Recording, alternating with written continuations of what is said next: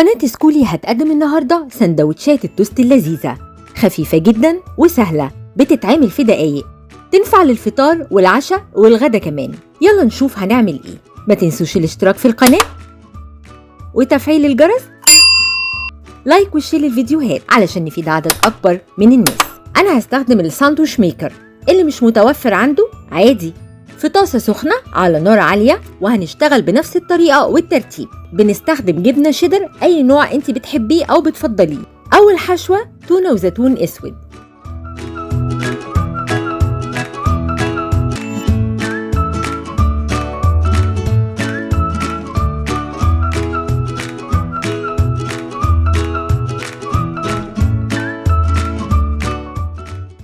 بندهن وش التوست أي نوع من الزيت النباتي.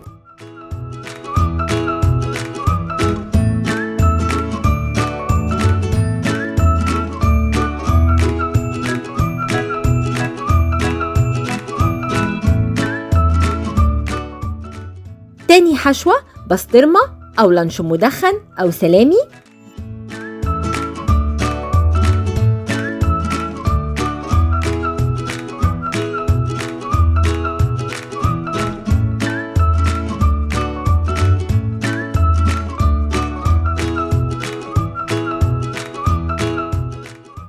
تالت حشوة فراخ مشوية وزيتون أخضر.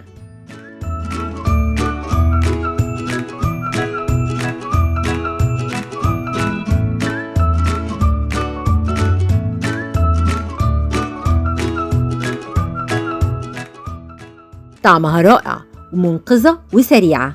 يلا مستنية ايه؟ قومي جربيها وألف هنا.